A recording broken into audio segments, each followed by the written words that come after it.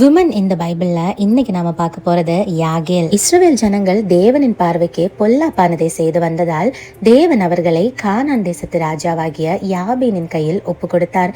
இந்த யாபீன் ராஜா இஸ்ரவேல் ஜனங்களை மிகவும் துன்புறுத்தி வந்தார். இவருக்கு மிகுந்த படை பலம் உண்டாயிருந்தது.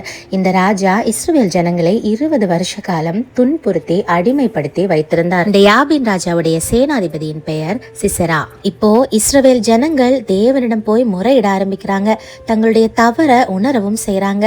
இனி பாகால வழிபடாம யெகோவா தேவனை மட்டுமே வழிபடுவோன்னு தீர்மானமும் செய்யறாங்க. இஸ்ரவேலர்களுக்கு இந்த காலத்தில் ராஜா இல்லாமல் இருந்த போது தெபோராள் என்ற பெண் தீர்க்கதரிசி அவர்களை நியாயம் விசாரித்து வந்தாள்.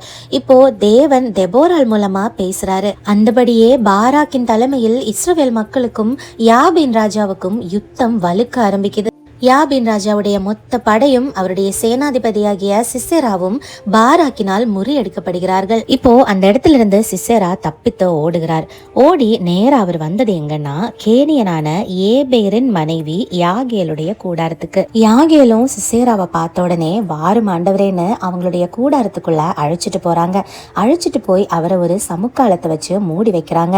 மேலும் அவர் தாகத்துக்கு தண்ணீர் கேட்ட உடனே யாகேல் அவருக்கு குடிக்க பாலும் கொடுத்து மறுபடியும் சமுக்காலத்துல மூடி வைக்கிறாங்க. மேலும் என்னை தேடி இங்க யாராவது வந்தா என்னை பத்தி யார்கிட்ட எதுவுமே சொல்லக்கூடாதுன்னு யாகேல் கிட்ட சிசேரா சொல்லிட்டு தூங்க ஆரம்பிக்கிறாரு. இப்போ யாகேல் என்ன செஞ்சாங்கன்னு தெரியுமா? ஒரு கூடார ஆணியையும் சுத்தியையும் கொண்டு வந்து தூங்கி கொண்டிருந்த சிசேராவின் நெற்றியில அந்த ஆணியை வைத்து ஒரே அடி. சிசேரா தூக்கத்திலேயே செத்து போயிட்டாரு. இப்படி தன்னுடைய சொந்த ஜனங்களுக்கு எதிராக எழும்பின இந்த சிசேராவை தேவன் தான் தெரிந்தெடுத்த இந்த பெண் மூலமா அழித்தார். தேவன் முன்னமே தெபோராள் கிட்டையும் பாராக்கிடமும் பேசியிருப்பாரு. சிசேராவின் முடிவு ஒரு பெண் கையால் தான் இருக்கும்னு.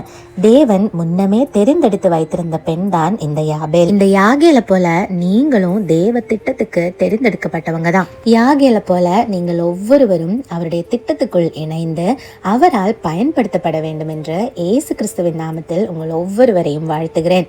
Praise the Lord. ஆமென்.